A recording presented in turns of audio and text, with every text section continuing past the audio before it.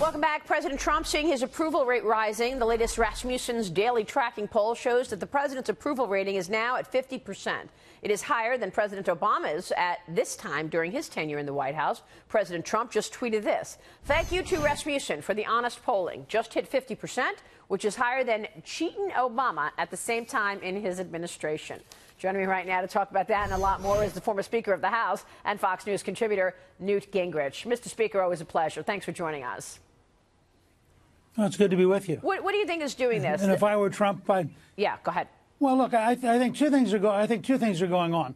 First of all, Rasmussen also had a poll, and I just did my newsletter for Gingrich Productions for tomorrow on this topic, and I said, you know, Trump wins, elite media loses, and Rasmussen had a poll where by, I think it was 51 to 5, people believed that the elite media were opposed to Trump. So what's happened is they spent the last month trashing him, going after stories about things before he became president, going after stories about the White House in disarray, doing everything they could to make him appear negative.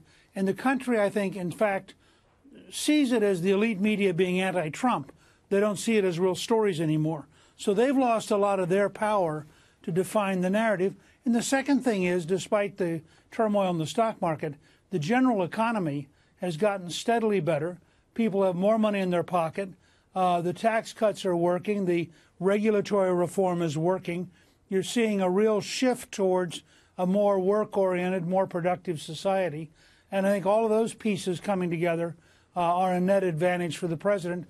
So people look around. Lastly, they see the head of Saudi Arabia come by to visit. They see the head of the Baltic states come by to visit. They say to themselves, you know, this guy is actually a world leader, despite everything the elite media says, and all of these other leaders prove he's a world leader. Macron, the president of France, coming for a state dinner. I mean, all these things say the average American, it's okay. It's, you know, this is better than I thought it would be. Yeah. No, you make a good point, because people are actually feeling it in their pocketbook and seeing the positive results of these policies. But what about all the spending, Newt? I mean, you have to be unnerved by what we saw in that omnibus bill. And now there's a Washington Post story out this morning that says that the White House, along with the majority leader, are looking to cut spending from the $1.3 trillion budget bill signed by the president last month with this obscure plan.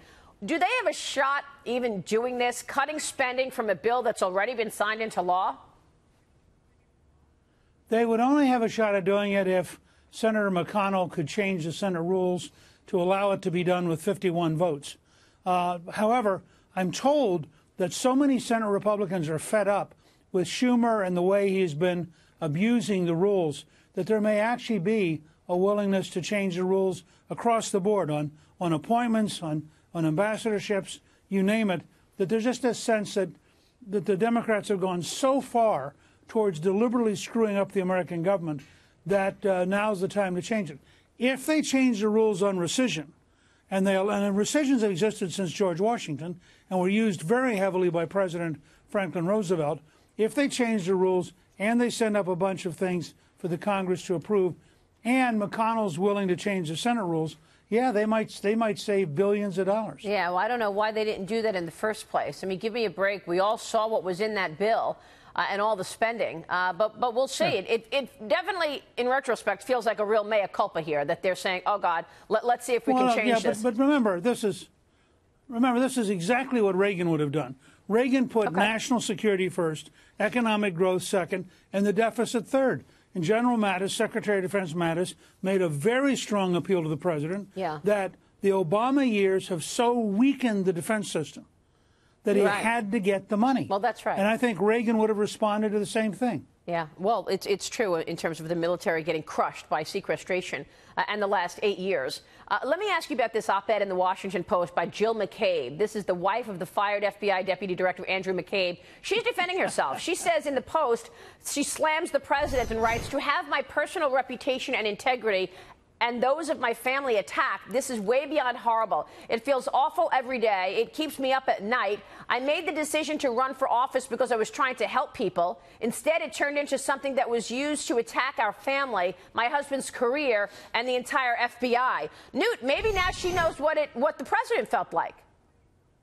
The president tried to Well, run for it's kind of office, bizarre. and he's been attacked. His family has been attacked. And meanwhile, she has no mention in this op-ed about all the bias that her husband exhibited. Well, not just that. I mean, she was recruited to run for office by the governor of Virginia, who at that time was one of Hillary Clinton's closest allies. They raised over $700,000 for her. She would like us all to believe that this was just an innocent, good government PTA doing her part as a citizen. I'm not attacking her personally.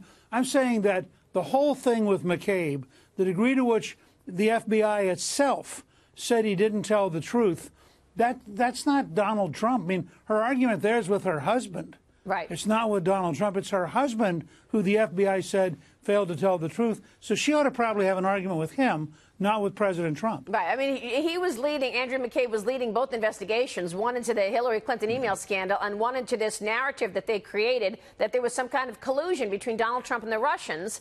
And obviously, he was exhibiting incredible amount of bias, and he went as far as to leak classified information as well. So this is all based on real facts, this investigation into her husband and her husband's firing. Well, and I think it's all going to get worse. I think the more we learn, the more we're going to realize that there was a very narrow group at the top of the FBI who were, for all practical purposes, corrupt in the sense that they were allowing their political prejudice to basically abuse the law. Yeah. And I think it's extraordinarily dangerous when you have people in law enforcement who are themselves violating the law. And as I said, I want to drive this home for the audience.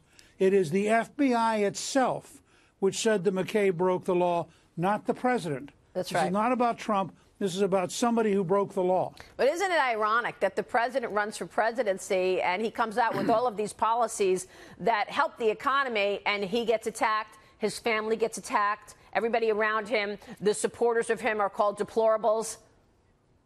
There you go.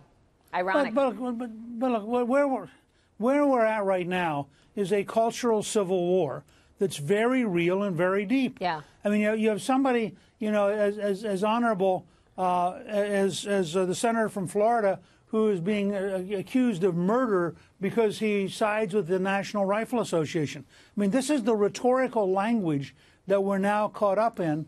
And the left in particular is willing to smear anybody for their purposes. And you see it happen with Laura Ingraham. Again and again, you see these forces on the left prepared to destroy people in the interest of their ideology. Yep. It's a sad state of affairs, Newt. It's good to see you. Thanks so much. Good to see you. Newt Gingrich joining us there.